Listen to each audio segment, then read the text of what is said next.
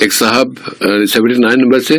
کہ والد صاحب کا انتقال ہو گیا لیکن کووڈ کی وجہ سے وہ انڈیا نہیں جا سکے تو اور جنازے میں شریک نہیں ہو پائے، کیا اس کا کوئی کفارہ ادا کرنا ہوگا یا نہیں؟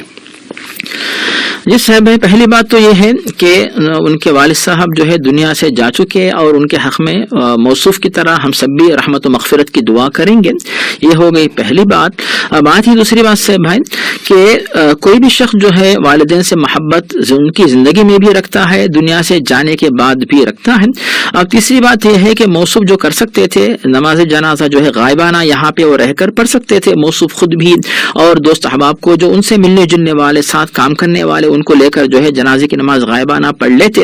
اس طرح بھی اس کا حق ادا ہو سکتا تھا۔ اور تیسری بات یہاں پہ ہے بھائی کہ یعنی موصوف اس کو اپنی طرف سے کوتاہی سمجھتے ہیں، یہ کوتاہی نہیں ہے، کیونکہ حالات ہی کچھ ایسے تھے کہ لوگوں کا سفر کرنا مشکل تھا، جب جاتے تو وہاں پہ مشکلات تھی، پھر آنا پھر مشکل تھا۔ ایسی صورت میں موصوف کا نہ جانا ہی بہتر تھا، کیونکہ موصوف اگر جاتے تو مزید اپنے آپ کو پریشانی میں مبتلا کر لیتے۔ تو اس کے لیے کوئی کفارے کی کوئی نہ وجہ ہے، نہ ضرورت ہے، نہ ایسے کسی حکم کا کوئی کفارہ ہے، اسی لیے موصوف اس میں زیادہ نہ سوچیں۔ اور جو کچھ ہو سکتا ہے صاحب وہ یہی ہے کہ موصوف جو مرحوم والد صاحب ان کے بارے میں جو ہے زیادہ سے زیادہ جو ہے رحمت اور مغفرت کی اور جہنم سے نجات کی، جنت میں داخلے کی اور درجات کی بلندی کی بار بار دعا کرتے رہیں، اور جو صورتحال پیش آئے اس پہ رنج و غم جو ہے اس کا شکار ہونے کی ضرورت نہیں ہے۔ ذرا اپنے دل سے غم کو دور کر کے جو ہے اطمینان سے زندگی گزاریں، اور جو باقی موجود دنیا میں موجود ہیں والدہ اگر ہو، بال بچے ہوں، تو پھر ان کی دیکھ بھال خود اپنی صحت کا خیال رکھیں تاکہ آئندہ حلال کمائی کے لیے محنت ان کی طرف سے جاری رہے۔ جسے بھائی جزاکم اللہ خیرا مولانا، ایک عام طور پر فطری انداز کچھ یہی نظر آتا ہے کہ جب کوئی دنیا سے چلا جاتا ہے تو ابتدائی دنوں میں اس کے لیے بہت زیادہ، چونکہ دکھ بھی زیادہ ہوتا ہے تو اس شدت کی بنا پر اس کے لیے بہت دعائیں کی جاتی ہیں، بعد میں آہستہ آہستہ وہ بھول جاتے ہیں، پھر دعائیں نہیں ہوتی، چاہے وہ والدین ہوں، چاہے اولاد ہو، چاہے اور بھائی بہن ہو، کچھ آہستہ آہستہ چھوڑ۔ ایسے میں اگر ہم یہ معمول بنا لیں کہ اپنی ہر نماز میں ایک یا دو دعا جو کوئی اجتماعی طور پہ ہو اور وہ دنیا سے جانے والے تمام افراد کے لیے ہو، ہم اس کو اپنا معمول بنا لیں کہ ہم ہر نماز کے بعد یا ہر فلاں کام کے بعد، ہر وضو کے بعد مثلاً،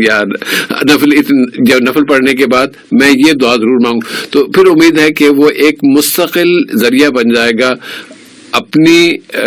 کمائی کا، اپنی نیکیاں کمانے کا، اور ان کے لیے دنیا سے چلے جانے والوں کے لیے ایک اور ان کے لیے ان کا فائدہ پہنچے گا انہیں۔ اس طرح امید ہے کہ اس پر عمل کیا جائے تو اچھا رہے گا۔ اور دوسری بات یہ عرض کرنا چاہیں گے کہ میڈیا میں جب کبھی ایسا ہوتا ہے کہ فلاں یہ روہنگیا مسلمانوں کے ساتھ یہ ظلم ہو رہا ہے، اس کی خبریں آتی ہیں اور سارا میڈیا جو اس پہ بول رہا ہوتا ہے، پھر بعد میں خاموشی، آج کل آپ کو خاموشی نظر آئے گی۔ بہت سے معاملات ہیں، اب وہ کس بنا پر، کون سے موقع پر کس کی خبر عام ہو گئی اور کہاں خاموشی ہو گئی۔ مسئلہ حل، خاموشی کا مطلب یہ نہیں ہے کہ مسئلہ حل ہو گیا ہے، مسائل ویسے کے ویسے ہی باقی ہیں، روہنگیا کے مسلمانوں کا مسئلہ بھی باقی ہے، فلسطین کا مسئلہ باقی ہے، یمن کا باقی ہے، لیبیا کا، سارے اتنے بے شمار مسائل ہمارے ہیں۔ تو اس لیے اپنی نبی کریم صلی اللہ علیہ وسلم کی امت کے لیے اپنی ہر نماز میں دعا کا حصہ بنائیے تاکہ آپ اس امت پہ شامل رہیں، اور اس امت کا زیادہ حق ادا نہیں کر سکتے، کم از کم اتنا حق ادا کر لیں۔